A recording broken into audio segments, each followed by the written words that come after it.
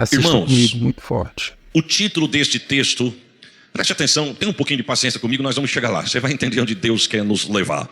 A gente andando por este Brasil e nós, na frente de um pequeno campo de trabalho, nós temos visto uma artimanha do adversário nesses últimos dias, querendo, se nós não vigiarmos, entrar na igreja de forma disfarçada, sorrateira, e tentar fazer acampamento no nosso meio. Você vai entender o que eu estou dizendo, se Jesus permitir, até o término da mensagem. Tenha um pouco de paciência comigo. Mas o título desta mensagem, deste texto, já é uma mensagem para os nossos corações. O escritor diz assim, ó, Jesus acalma a tempestade. Perceba que o escritor conjuga o verbo no presente. Ele não diz que acalmou, e ele nem diz que vai acalmar. Ele diz que ele acalma, porque ele não foi, ele é. E ele não será, ele é. Quem foi, foi, e não é mais porque já foi. E ele não foi, ele é. Ele não será, porque quem será não é, ainda vai ser. E ele não vai ser, ele já é. Ele é ontem, ele é hoje, e pode dar glória que ele já é amanhã. É por isso que tem uma fala de um pastor que eu gosto que diz assim, não se preocupe com amanhã. Por quê? Porque Deus já está lá. Quem sabe você está no feriado de sexta, mas com a cabeça já na segunda-feira. Quero te dar uma notícia. O livro do profeta Isaías, Deus toma a boca do profeta para dizer, ainda antes que houvesse dia, eu sou. Sabe o que ele está dizendo? Que o dia nem chegou, mas ele já é Deus naquele dia. Ou seja, adore a Deus na sexta e deixa que Deus já está preparando uma segunda-feira de vitória para você. Você pode dar glória por esta palavra?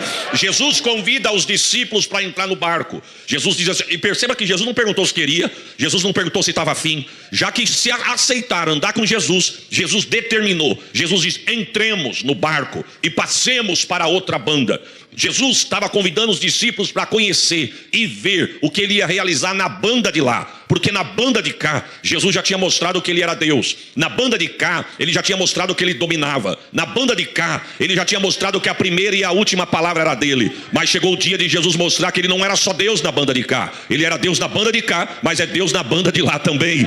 Oh, glórias a Jesus. Se você voltar, não precisa abrir a Bíblia, porque o tempo não dá. Mas se você voltar ao capítulo 1 do Evangelho de Marcos, você vai ver o que Jesus já tinha mostrado e feito na banda de cá. Na banda de cá, Jesus já tinha sido batizado e vencido a tentação do deserto. Na banda de cá, Jesus já tinha convocado os primeiros apóstolos. Na banda de cá, Jesus já tinha curado o endemoniado na cidade de Cafarnaum. Na banda de cá, Jesus já tinha curado a sogra de Pedro. Na banda de cá, ele já tinha curado um leproso. Na banda de cá, ele tinha curado um outro paralítico em Cafarnaum. Na banda de cá, ele já tinha convocado Levi. Na banda de cá, ele já tinha ensinado sobre o jejum. Na banda de cá, ele já tinha dito que ele era o Senhor do sábado. Deixa eu abrir um parênteses para você entender. Quem sabe está com glória querendo soltar, mas não está entendendo, tu vai entender agora. Jesus já tinha dito, eu sou o Senhor do sábado. Porque um dia Jesus chega num homem e diz assim, filho, perdoados estão os teus pecados. Levanta, pega a tua cama e vai embora para tua casa. O homem pega a cama, coloca na cabeça e sai voltando para casa. Ele encontra um incrédulo no meio do caminho. E o incrédulo nunca vai enxergar um milagre, só enxerga defeito. O incrédulo veio de olhar e dizer, não é você que estava há anos em cima da cama, mas não. O incrédulo olhou e disse, ei, coloca a cama no chão e deita em cima. Hoje é sábado, não pode carregar peso. O homem com a cama na cabeça diz, quem me carregava antes era ela. Agora quem carrega ela sou eu. Ô glória! Você é incrédulo, mas eu sou crente. Quem foi que mandou você fazer isso? Um homem que falou que é o Senhor do sábado. Você pode dar um glória para ele? Na banda de cá, ele já tinha curado o moço que tinha uma mão mirrada. Não fez fisioterapia, não precisou passar por cirurgia, não fez exercício. Jesus disse, torna a ter mão e movimento na mão. O que era atrofiado voltou ao lugar. Na banda de cá, ele já tinha escolhido os 12. Na banda de cá, ele já tinha repreendido os escribas por causa da blasfêmia. Na banda de cá, ele já tinha mostrado quem era a família dele. Na banda de cá, ele ensinou sobre parábolas. Ele ensina sobre a parábola do semeador, a parábola da candeia, a parábola do grão de mostarda, a parábola da semente. Ou seja, Jesus já tinha mostrado que era Deus na banda de cá. Mas Jesus disse, não, agora eu vou mostrar para vocês que eu sou Deus na banda de cá, mas eu também sou Deus na banda de lá. Eu não vou falar isso para você dar glória, até porque só dá glória quem tem glória para dar. Mas eu quero te dar uma notícia, enquanto você adora a Deus aqui, Deus está visitando a banda de lá para você. Oh, glórias a Jesus. Eu não sei o que você deixou na tua casa, eu não sei o que você deixou na congregação, eu não sei como é que está teu campo de trabalho, eu não sei como é que está a tua família, mas eu tenho uma notícia para acalentar o teu coração. Adore a Deus aqui e deixa Deus entrar lá. Adora a Deus aqui, Deus fecha a boca do leão lá. Adora a Deus aqui, Deus coloca o gigante por terra lá. Adora a Deus aqui que Deus vai fechar a boca de alguém contra a tua chamada, o teu ministério, a tua vida. Tu pode dar um glória por esta? Jesus chama os discípulos, entremos no barco, vamos para a banda de lá. Entraram no barco e começaram a travessia. Você conhece o texto, irmãos? Eu estou falando para um corpo de obreiros. Ele entra no barco, começa a travessia, e o texto diz que quando ele olha para a polpa do barco, ele vê uma almofada. E ele diz, eu estou cansado, vou deitar e vou descansar.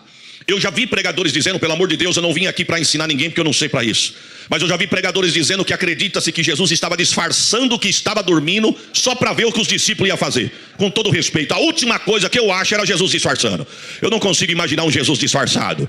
Jesus, irmão, não tem dupla, não tem caráter de camaleão. Jesus não tem dupla personalidade. Quem tem dupla personalidade é quem muda de cor conforme o ambiente. Ele é crente aqui, mas esquece que é crente em casa. Ele é crente aqui, mas esquece que é crente no volante. Ele é crente aqui, mas esquece que é crente trancado sozinho dentro do banheiro. Mas quem independe de onde está e com quem está. Ele é crente aqui, é crente em casa. Ele é crente aqui, é na empresa. Ele é crente aqui, ele é no volante. A boca é de crente, o olho é de crente, a mão é de crente. A mão que ergue para adorar é recebido no céu porque é de crente. É o que é. Na verdade, você conhece isso. Jesus não tinha dupla personalidade. Jesus tinha dupla natureza. Ele era 100% Deus, mas também 100% homem. Como Deus não dorme nem tosqueneja, mas como homem deitou na polpa do barco para dormir. Como Deus é o pai de Maria, mas como homem foi filho de Maria. Como homem teve mãe, não teve pai, mas como Deus tem pai, não teve mãe. Como homem sentiu sede, mas como Deus disse, eu sou a fonte de água viva, quem tiver sede vem a mim beba.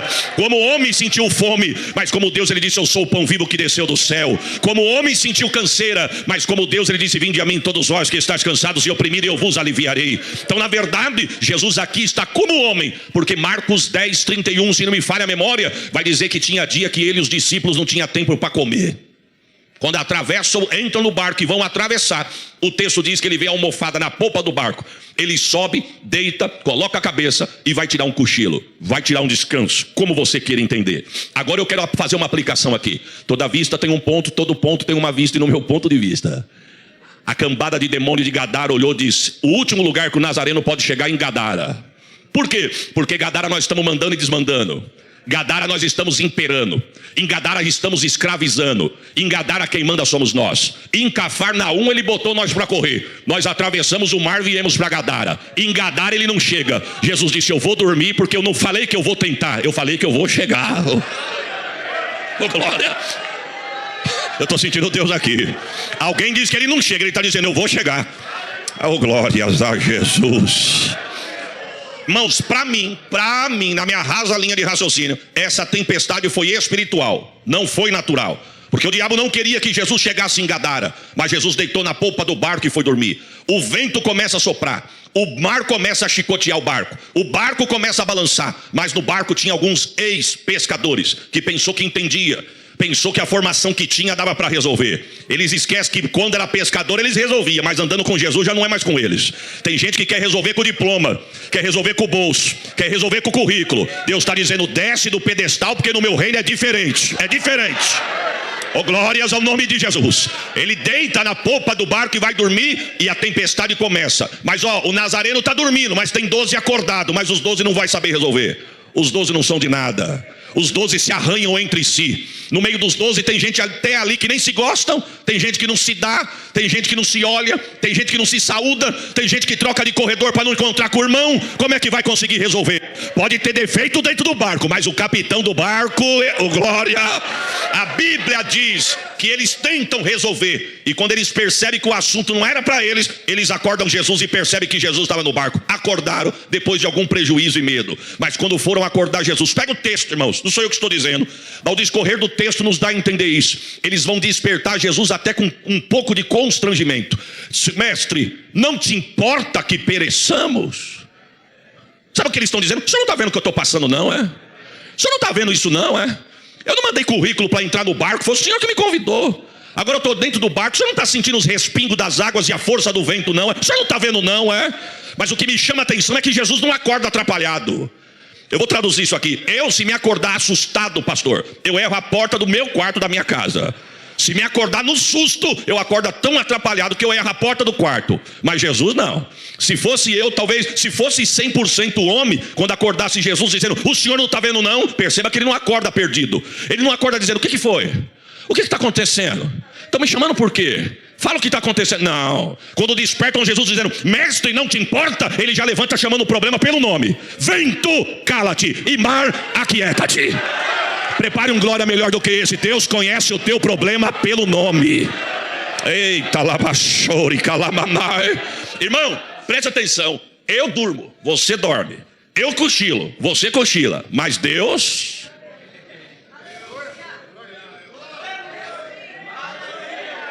Deus não.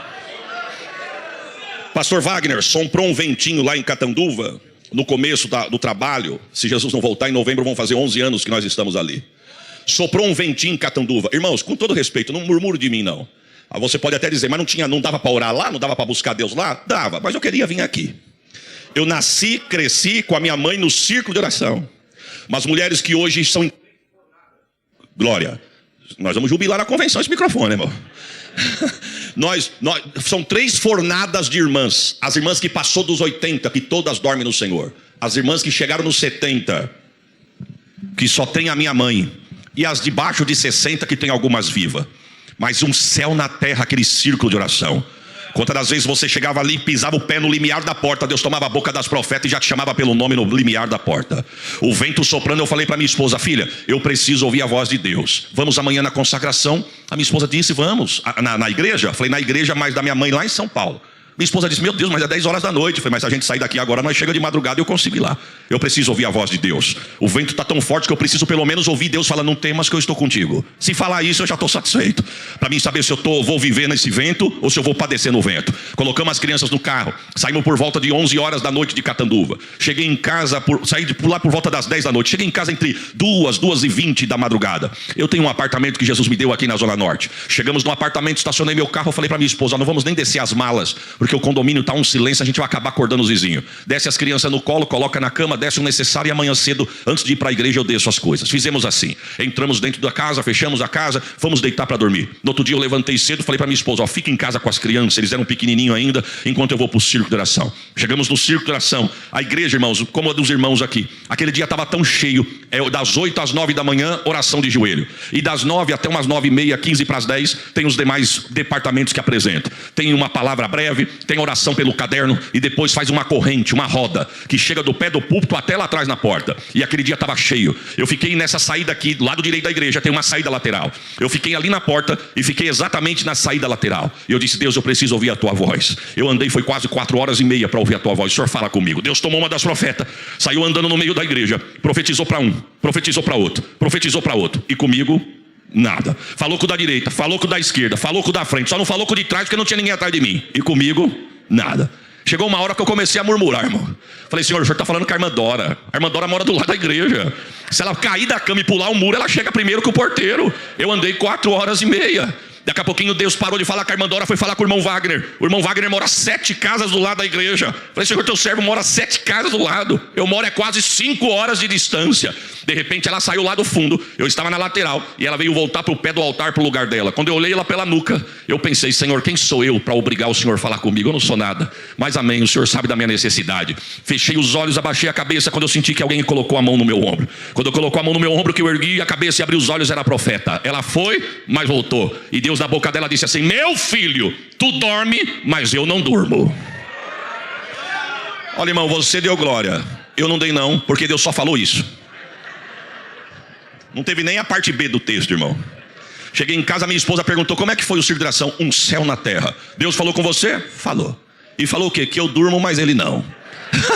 Minha esposa disse, mas que mais? Não teve mais não. Só falou isso que eu gritei na alma. Senão nem isso eu acho que eu ia ouvir.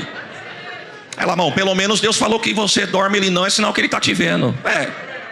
Entrei no quarto, peguei um livro, queria ver um assunto, encostei a porta, o apartamento pequenininho, encostei a porta, estou procurando um assunto. A minha irmã que mora no condomínio de cima bateu na porta, minha esposa abriu a porta, eu escutando a conversa. Eu escutei quando a minha esposa disse assim, ô filha, entra, estou acabando de fazer o almoço, vem almoçar com a gente. A minha irmã disse, que hora que vocês chegaram? A minha esposa disse, chegamos por volta de 2h20, 2h30 da manhã. A minha irmã disse assim, 3 horas Deus foi no meu apartamento e me acordou. Deus disse, levanta no teu apartamento e começa a guerrear que eu vou fazer uma grande obra aqui na tua casa agora. Ela disse, eu orei na sala, orei no quarto, orei pela filha, orei pelo esposo, fui na cozinha, fui na lavanderia, fui no banheiro e não sabia o que Deus queria. Quando eu fui parar de orar, Deus falou, não para, abre a tua janela na reta do prédio do teu irmão. E quando abre a janela da sacata dela, dá de frente para o estacionamento do meu prédio, do condomínio do lado. Deus falou para ela, abre a sacata do teu apartamento, estenda as mãos para o lado do prédio do teu irmão que eu vou cortar um laço agora na casa dele e na família dele.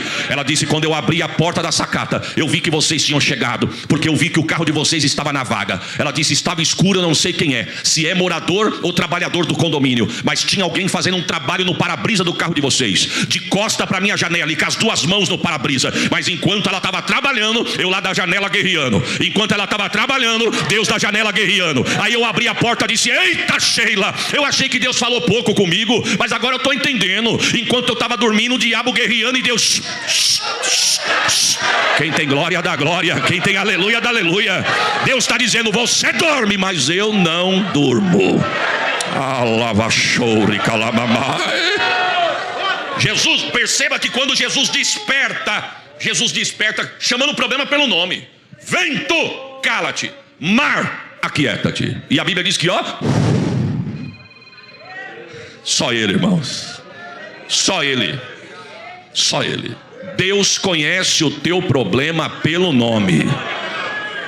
Eu não sei o nome do teu problema, eu não sei o que tem tirado a tua paz, mas eu venho como homem de Deus, debaixo da autoridade desta palavra, falar para alguém aqui o teu problema, seja na saúde, seja no emocional, seja ministerial.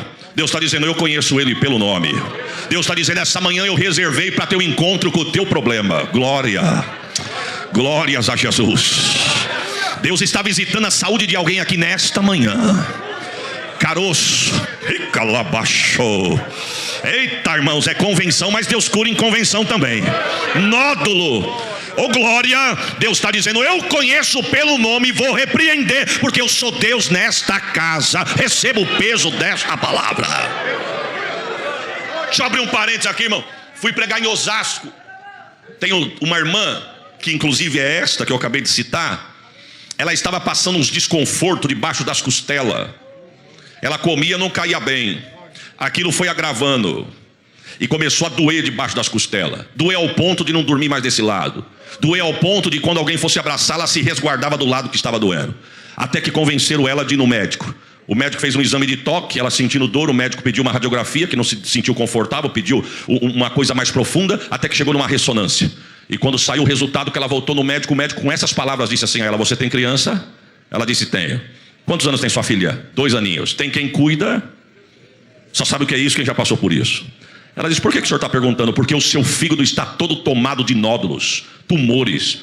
Seu fígado, não sei como você está aguentando de dor. Ela disse, doutor, mas dói demais. Ele falou, não é doer demais, é doer ao ponto de uma morfina não fazer mais efeito. Eu não sei como você está conseguindo. Aí ele pegou a radiografia e disse, está vendo essas manchas negras? Essas manchas negras são tumores. Está parecendo um queijo coalhado. É o seu fígado. Nós precisamos começar um tratamento urgente. Ela perdeu a paz, chegou em casa. Quando chegou em casa, uma amiga em comum estava presente. A amiga tentou consolar ela, dizendo, esquece tudo que você ouviu. Vamos mudar de médico, vou te pagar. Vamos mudar de laboratório, vamos nos melhores laboratórios e vai dar tudo certo. Ela foi no segundo médico, as mesmas coisas, as mesmas perguntas, os mesmos toques, os mesmos exames. Mas quando ela chegou em casa, ela disse, só pode ser, porque a mesma coisa que o primeiro médico falou, o segundo também falou. E ela ficou na agonia do resultado do segundo exame do segundo médico. Nesse meio tempo eu saí de Catanduva e vim pregar na cidade de Osasco. Quando eu cheguei na casa da minha mãe, ela estava lá. Meu cunhado trabalhava à noite, na época ainda estava nativa, trabalhando à noite. Ela só, falei para ela, o que você vai fazer agora? Ela disse, nada. Falei, deixa a criança com a mãe, vamos comigo na igreja. Vamos pregar em Osasco, uma igreja cheia da graça de Deus. E quando nós acabamos de pregar, eu cumprimentando os obreiros de cima do púlpito, os irmãos já estavam se recuando da igreja, indo embora para casa. Ela sentou bem no pé da frente, aqui da frente dos bancos, que já dava na saída lateral. A porta da igreja, os irmãos já tinham fechado da frente, e os poucos irmãos que tinham sobrado saindo pela porta lateral. Eu cumprimentei os pastores, desci pelo púlpito e fui na reta dela. Um obreiro que estava acabando de fechar a porta, ele veio por nós. Quando eu parei para cumprimentar ele estava com tanta pressa, irmão, que ele passou entre eu e minha irmã, que ele nem olhou para nós. Eu disse, meu Deus, o irmão está com tanta pressa que nem a paz ele me deu, só pensei. Mas olhei para minha irmã, dei a paz a ela, disse, tá bem? Tô bem, então levanta e vamos embora. Quando eu coloquei ela de pé, o homem volta. O homem baixinho, moreninho, mas ele voltou e disse, pastor, me perdoa, daqui a pouquinho eu tenho que estar de pé para ir trabalhar, com tanta pressa que eu nem vi vocês, me perdoa. Mas quando eu cheguei no pátio da igreja, Deus disse, volta, porque eu preciso falar com aquela moça. Virou para minha irmã e disse, Deus mandou te dizer, moça, eu vejo um fígado todo poroso, como um queijo coalhado, mas eu estou vendo uma mão que eu não sei dizer se ela é de vermelha de brasa ou é de ouro. Ele entra pelas tuas costelas sem deixar cicatriz. Deus manda te dizer, eu arranco um doente e coloco um novo, porque Deus conhece a tua eita! Isso é o nosso Deus, irmãos. Naquela semana ela pegou o resultado e foi no segundo médico. E aí pediram para ir junto, porque ela estava sem paz. Mas quando chegou no segundo médico, o médico abriu o envelope, olhou e falou: tranquilo, isso aqui é tranquilo, eu já suspeitava. Jogou na mesa e começou a receitar um remédio. Você vai tomar esse remedinho aqui por 30 dias, vai dar tudo certo. Ela disse: mas o que eu tenho, doutor? Gases.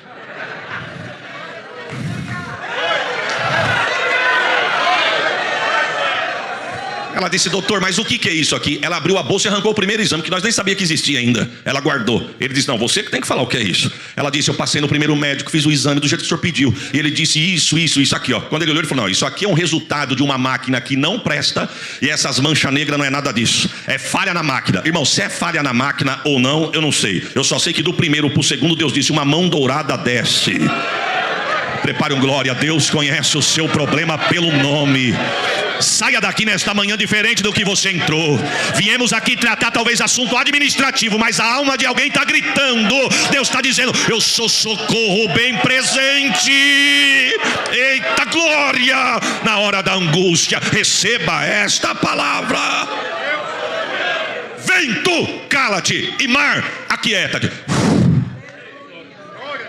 Os discípulos olhou e foi para o canto do barco. Fizeram uma reunião de obreiro de última hora, mas não convidaram Jesus, deixaram Jesus na outra ponta. E na reunião de obreiro a pauta era a seguinte: mas que homem é este? Eu sabia que ele curava a mão mirrada, eu sabia que ele curava a febre, eu sabia que ele expulsava demônio, mas não sabia que ele mandava na natureza. Jesus disse: não me convidaram para a pauta, mas eu quero entrar na conversa. Por que sois tão tímidos? Ainda não tendes fé? Sabe o que Jesus estava dizendo? Por que ficaram com medo? Por que não resolveram na autoridade o que eu já vos dei? Por que tiveram que ficar desesperados ao ponto de achar que ia morrer no meio desse vento? Por quê? A resposta está no verso primeiro: porque não prestaram atenção no que Deus havia dito. Porque quando Jesus convida os discípulos, olha como Jesus convoca o verbo: entremos e passemos para outra banda. Jesus não disse assim: vamos tentar atravessar, vamos entrar e vamos ver se dá. Jesus disse: não, entremos e passemos. Mas ele não falou que ia ter no meio do caminho, porque se ele fala, ninguém entra. Mas ele estava dizendo o seguinte: o vento vai soprar, o barco vai balançar, mas nós já passamos, já estamos do lado de lá. Irmão, o ministério é a mesma coisa. Paulo vai dizer que aquele que almeja o episcopato, excelente obra almeja. Não mudou, continua o mesmo evangelho. Mas eu vou puxar você aqui perto de mim, porque aqui ninguém tem sangue azul. Talvez se você soubesse o tanto de tiro que ia tomar, nem aceitar do ministério tu tinha. Porque tu mesmo já falou: para ser crente eu não preciso passar por isso. O que eu quero não é isso, o que eu quero é ir para o céu. A pergunta é: vai pular do barco? Os irmãos estão comigo, irmão? Os irmãos estão vivos aí? Vai pular do barco? Uma vez dentro do barco para sempre. Jesus convidou, você aceitou, está dentro do barco, está ventando, mas Deus está dizendo: voltar não vai voltar. Se pular, morre. O negócio é ficar dentro e chegar do lado de lá. Dá glória por esta palavra. Eita Jesus! Nós temos um pastor no nosso ministério que ele diz assim: a salvação, olhando ela para o lado de fora, é como uma porta dourada, que geralmente o pregador itinerante consegue pintar essa porta. Ele vem, ele prega, ele dá glória, ele dá rajada, e quem está ouvindo diz assim: meu Deus, que coisa linda, o que eu faço para entrar nessa porta? Aí no fim do culto o pregador diz: quem quer aceitar a Jesus? Quem quer que Jesus muda a tua vida e muda a tua história? A pessoa diz: eu quero. Só que o pregador só consegue levar a pessoa só até a porta, porque de dentro da porta ele já não consegue cuidar mais. E quem é que vai cuidar dentro da porta, pastor? O pastor. Só tem uma coisa: por fora a porta é bonita, por dentro não é nem tanto. Mas uma vez dentro da porta, porque aqui, pastor, é igual a arca de Noé. É igual a arca de Noé, irmãos. Quando Noé acabou de construir a arca, Deus falou para ele: agora você pega os animais, cada um com o seu macho e sua fêmea, e coloca dentro da arca. Noé, quem sabe, pensou: eu vou pegar só os domésticos. Deus disse: não, os selvagens também. Na arca tem de tudo, tem os domésticos, mas também tem os selvagens. Tem aquele que diz assim: vamos, estou pronto, vai, vou, volta, volto, senta, sento, levanta, estou pronto, levanto. Mas tem aquele que diz: vamos, vai você, quero ver fazer eu ir. Aqui é a arca, irmãos. Você já parou para imaginar 1 ano e 1 mês dentro da arca, a sogra, a nora?